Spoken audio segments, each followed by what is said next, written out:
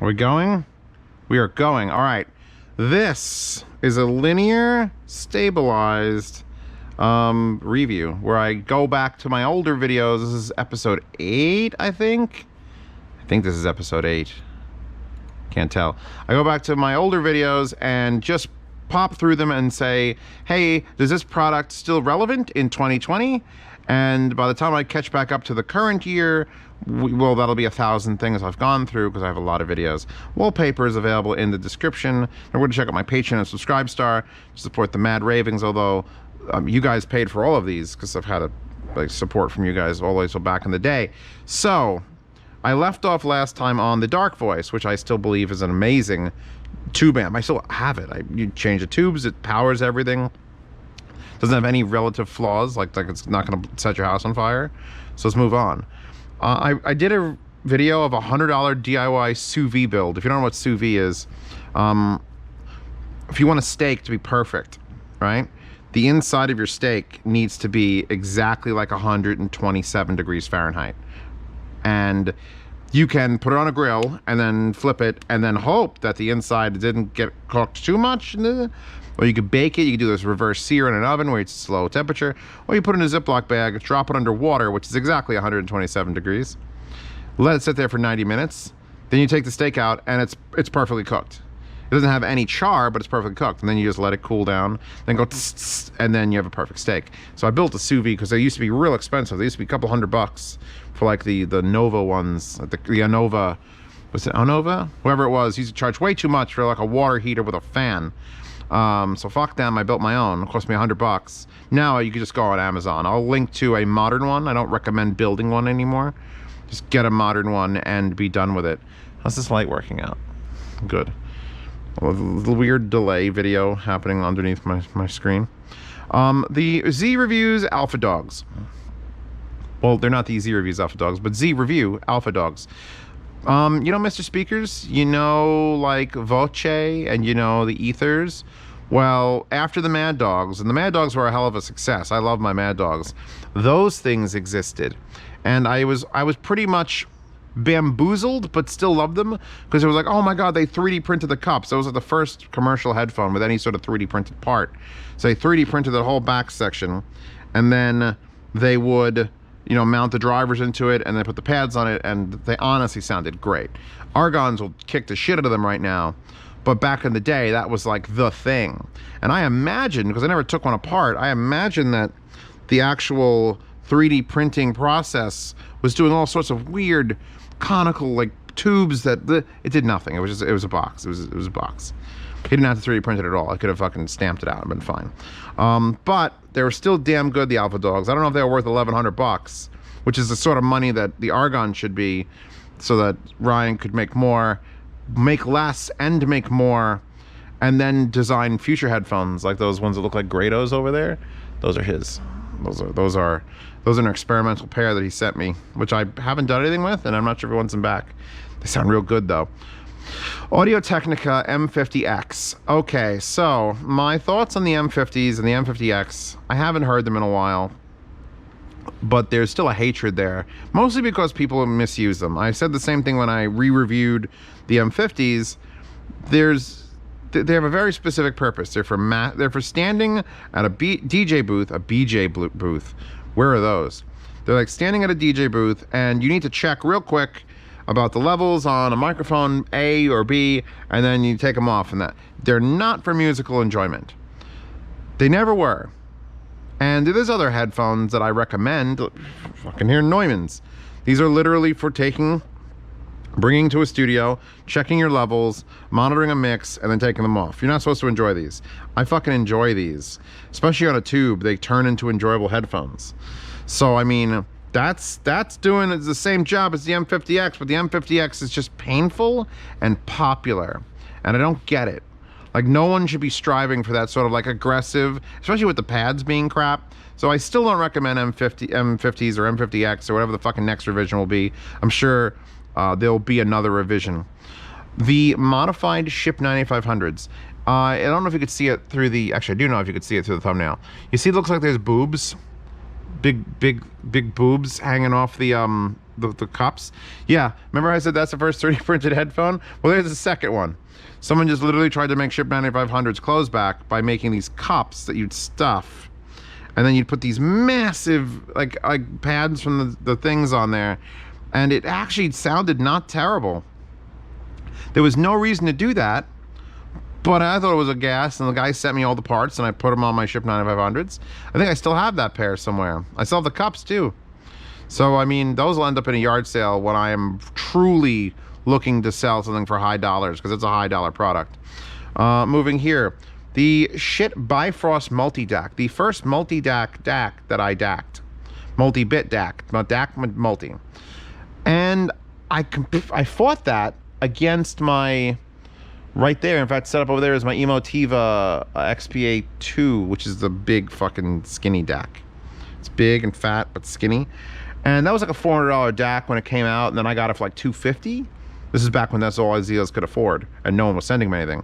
So someone sent me this to review it, and I'm like, well, I gotta see, is this multi-bit thing worth it? So I hooked that and this up to a switch box, and I switched back and forth with the headphone outs of that, and I forget what amplifier I used to do it. But I was like, I don't think multi-bit's worth it. And you know what? Pretty sure 4 years ago, the Bifrost Multibit DAC still isn't worth it. There's a very, like, R2R DACs, there's a very fine line of R2R where you have to spend a certain amount. Because you could have a shitty anything. You could buy a $30,000 Formula One car. It's still not as good as a $3 million Formula One car. But it's a Formula One car nonetheless. So a lot of people complain about shit's R2R and multi-bit applications are not the best implementations of that specific thing. So I would pass on the shit Bifrost multi-bit. If you have one and you love it, if you have one and you have an original one that's not a multi-bit and you've A-B'd them, please tell me what are your thoughts on it. Audio-Technica sound demo, Yamaha sound demo, Alpha Dog sound demo. I did a lot of sound demos in a row. Under $100 IM shootout. What's there? We've got Brainwaves. I think this is before Japan. It was after Japan. Don't remember. But there was that that good pair that I loved. I have to open this in a new tab. Hold on. I'm going to open it in a new tab just to see what's linked in the description. TTpods. The TTpods were the best. It clicks on Amazon. Amazon, currently unavailable. Those things. Transparent white TTpod. Those were great. Those are like the first IM that made me go, oh shit. IMs can be good. We've moved on since then, however. Now IMs can be fucking great. Pioneer SEA 1000s, the new budget-based kings.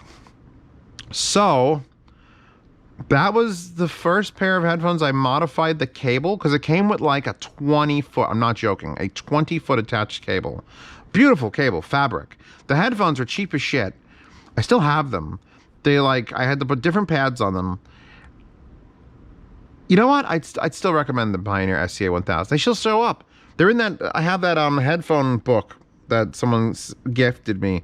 The Anime Girl headphone book. And the SEA 1000s are in there. Because Pioneer, you don't see Pioneer headphones. You just don't. And the SEA 1000s were one of the better. Like, that was a great headphone. It sucked because you had to chop the wire off. Solder a new fucking connector on it. The pads had to be changed. They weren't built very well. Like, all those things were negatives, but they sounded so fucking... I remember those. Those things sound great. I should go upstairs and grab them. How wild would it be if I whipped those out for a sound demo? Like, I'm testing this $2,000 amplifier. Let me just pull out the Pioneer SE 1000s. Fidelio X2 Gibson manufactured PSA. So that was when they changed manufacturing processes. When Philips sold to Gibson the guitar maker. And then Gibson was making Philips headphones for a while. And only recently did Philips buy back the rights to make their own, which is why the X3s and the Ship 9600s came out. So there's that. There's always fun with that. They're great. Yeah, I don't know if I have to explain the X2s to you, then you're not watching any of my videos. Go buy X2 HRs. Or now the new low price X3s. Zeal's linked that in the description. Because they finally dropped it to like $200. And that's worth it. They weren't worth it at $350. That's dumb. $200? Absolutely the replacement for the X2s. The Audioquest Dragonfly 1.2. So that's like the first, I would call it almost a dongle DAC, but it's not a dongle. It doesn't have the bit that dongles. It's just like a USB key stick that you plug in. And it did a fine job. These original ones, but they made no sense. They didn't make any sense because people weren't really doing things out the bottom of their phone 4 years ago. I mean, it makes sense. 4 years ago seems like 12 years ago in audio terms. Like, the Audioquest Dragonfly, first one that came out. No one was really doing it. Then dongle DACs became a thing, and then backpack DAC amps became a thing. So it's what are we looking at? What are we waiting for? It was too expensive, and I had a negative bias against Audioquest. Still kind of do. I don't care what good you do. If you still make wires and rip people off by telling them they're better because they're magic, fuck you. Z Reviews Fostex THX100s. The first set of X100s were, what's the name of the wood? Because I know we end up at Purple Heart, and those are absolutely still 100% recommended by me. They are a narrower sounding, very bass intensive set of woodback Fostex. If the TH100s are just chill and relaxed and fucking do whatever you're doing, maybe smoke a doobie. Those are fuck. And you know what? People need to get fucked. Although attached cable, a long, heavy duty, nice attached cable. And also the 3 woods were supposed to make 3 different distinct signatures. There was ebony, there was Purple Heart, and I forget what the one that is. That one I think looked the best, but the Purple Hearts just had the sweetest sound. I'm not sure if they did any other modifications besides just the wood change, but it would be nice to know. Oh, headfi.org, January 2016 PA headphone meetup. I miss going to headphone meets. I miss being around people and not worrying that they're there to kill me. We'll get over this all eventually, or our kids will. It'll be fine. Z Reviews Odyssey LCD-X. 162,000 views. Everything I have ever said about a headphone harkens back to the LCD-X. The LCD-X made the argument of $1,400. Yeah, why not? People are buying $7,000 graphics cards. You go get a stove at a fucking Best Buy, and you're spending, $900,000. You got a new refrigerator, it's $2,000. So what if you're going to use something every day, all day, like a headphone? Why would $1,400 not be a legit? That was the most expensive headphone I'd done at the time, and worth it. And even today, I just recommended that headphone to someone else. 4 years ago, I reviewed it. It's still as relevant as it was then. I think it's the best thing Odyssey makes. It's still the best thing Odyssey makes. The end. Moving on. The final Pandora Hope 4, which sounds like a JRPG. That's just what it is. Actually, can I shut this light off? We got better color. It doesn't actually change anything. Doesn't matter. The weirdest fit of a headphone ever. I don't recall. Here's the thing. If I don't remember what it sounded like and I didn't want it, then why am I just skip over it in this review? In this review, just as I don't know. I don't remember you at all. Bye. They have expensive ones, but it just I don't know. Final Audio needs to do. Their smaller ones fit better, but then that weird big shape that they try to hang off your ears, I don't like it. This is the saddest review ever. Not the cat thumbnail, but that one. The Shure SRH 1540s are one of the most disappointing headphones ever. And to this day, 4 years later, I kind of want a set. I hate them. I hate the way they sound. Front to back, most fucking plain Jane, boring, wanna die. I can't listen to them. But my God, the build quality, the comfort. Shure 1540 pads where they belong, detachable cables on either side, carbon fiber. Just know that if I built a headphone, it would just be a clone of Shure 1540s. I'd make it sound I've contemplated spending, because they're still $500. And there's an 1840 that's also $500. And I've contemplated buying the closed-back one and then just giving it to Ryan at Mod House and being like, can you put argons in here? Because they'd be the most comfortable fucking argons that have ever existed. More comfortable than, actual argons. And these are the T60 arc guns, and I love these fucking things. Like, they're on my desk. They're not on a wall. They're not somewhere else. They're here so I can use them. But I mean,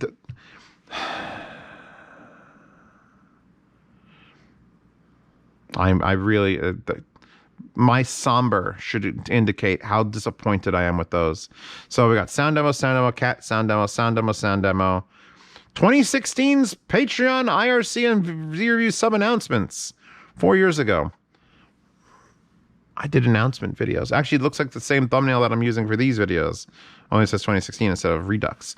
The Geek Pulse. I actually didn't set a timer because I'm hoping that this... Why doesn't this show me... Hold on. I need to turn this. Why is this not showing me the battery life? Because I only had like 45% battery. So we might die and then I'll have to be upset. The Geek Pulse was like a DIY, not a DIY, but it was like a small group, kind of like if JDS Labs just started out, or if like, who's that other one? Who's that other one? It's JDS Labs. By the way, OH7s also stay on my desk all the time. Also, these are the clairvoyants. Those are on my desk all the time. Mayflower. It's kind of like in that same vein of they could have been, like the Geek Pulse was a DAC amp that could have been a product that people like got, and then that company would have built up, but they didn't, and it was okay, and they never heard from them again. The end. Z-Review is a 4K 2160 43-inch Vizio. That's a TV that I used to use in my sim racing rig. That TV is upstairs in that little media room I set up in the corner for just watching anime and TV shows and pasta stream. So I just had an extra 43-inch. That's the one. I would not recommend it because I got this Samsung 40-inch a year later, which will eventually get to that, sure, one of these. And this Samsung 40-inch is my main computer for doing like actual productivity, and I don't watch things on it, but I play games in it, and I do all my editing, and plenty of space for like Audacity to stretch, 36 inches wide and see the entire history graph. It's great. It's great. I love 4K monitors. Look how big I have to blow it up though. That thumbnail is as big as my hand. So if you wanted to know, and I can't even see the dots. Like that's clean. It's got a bit of a thing. Moving on. The Rythmik FVX15 servo subwoofer was my next fucking review. That needs a new thumbnail because that looks like shit. Yeah, it's over there. I still use it. I will never stop using it. The only thing I would change was that is the low power version. There is a high power version of that servo sub. So real quick, what a servo sub is you make bass note and it goes whoomp. On a normal sub, you throw 1,000 watts in it, it goes whop, and it goes whomp. I'll try to put this in front of the camera because it's weird because it's doing the stabilization thing. I have to go farther away. So sound, blump. With a servo sub, it actually reports its position. So it knows if it's here or here or here. And if you're trying to make a bass note and it's not quite far enough out, it'll just turn up. It'll just tell the thing to move. It physically tells it to move. Instead of just throwing power at something and hoping that it's doing its job, it is talking back and forth with the position. So you get much tighter bass and much more controllable. And that's why you can get 12 hertz out of that. Because when you tell it to do 12 hertz, it literally just says, oh, you're not doing 12 hertz. Now do it. And the more power you put behind that, it's going from a low power to a high power, will just be more insistent. Let's put it that way. More insistent that it worked correctly. So yes, I fucking love that subwoofer. However, that only has 93,000 views, and the one next to it has 162,000 views. And that's the SVS PB2000. And that was a 12-inch sub? It was still a monster. Look at the editing I did in that fucking thumbnail. It's on a plastic box, and then I just copy-pasted the entire wall behind it to get rid of it to make a nicer thumbnail. I should do this. I should literally go back and see if I could change it. I've tried to contact Rythmik and see if they'll send me something new, because I love their company, and they were like, no, we're too busy right now. I can't do it. We don't need any help right now because we're selling so many things. We can't do it. Them and PSA. PSA has those towers with the 10s, and I'm like, oh, God, I want to suck its dick. But I wanted them to send to RMAF, and they didn't want to do it. They're too busy. They don't need advertising if they can't make enough products as it is. So the SVS PB2000, I have good things to say about it, but not as many as the Rythmik. So the Rythmik is still in fucking use in my home. So, I mean, there you go. I made the video, which headphones are better? I remember this video. This was me being upset 4 years ago. People asked me which headphones are better. And I'm like, look, headphones are not better and worse. They're different unless you're talking about a very specific... I should make that video again. I should just remake that video. Zeos, remake that video. I should just remake that video. Because I get that question. Zeos, I want the better of the two of these options. There is no better, motherfuckers. Which hamburger's better? I don't know. Do you want more onions or more cheese? Because you got to... Do you want the bun? You want a brioche bun? There's so many layers of fucking headphone. A headphone is not one thing. A headphone is many things. The only thing you could say which is better... No, you can't even do like vanilla ice cream versus another brand of vanilla ice cream, because then you got to compare, well, yes, there's the taste, but what about the texture? What about the hold? What about the way the crystals are formed? There's so many little aspects. At least ice cream is like 3 or 4. But, headphones are just a dozen things that could be different and better or worse. So I hate when people ask me what's better. So don't. The Fostex 8, I don't have a timer going. How long has this been going? I guess when the battery dies, I'm done, and I'll just end it there. Check out my Patreon and Subscribestar. You won't see these videos early, these particular ones, because I just put them out, because they're like filler, but this is good, because we're going around things. But, yeah, check out my Patreon and Subscribestar. Support the channel. $5 a month lets you see reviews early, answer questions on Patreon and Subscribestar, and participate in the yard sales. And don't forget to check out Hi-Fi Guides, the Hi-Fi Guides forums, and the $10 tiers on both of those also let you with the behind the scenes private Telegram chat. Getting that out of the way right now before we move on, because this battery is just going to die whenever, because the fucking GoPro app is the worst piece of shit. Why is it not showing me the percentage? Like, it's live, we're seeing it live, that's recording, but it's not showing me like how long do I have? Is my car going to fill up? Is my battery going to die? Fuck you. Fostex HP-3 was my first start of loving Fostex, not just headphone products, but like DAC amps. And it's a non-balanced, I don't even sell it anymore, I don't think. I'll check. But it's a little non-balanced, Japanese made. I love anything made in Japan, obviously.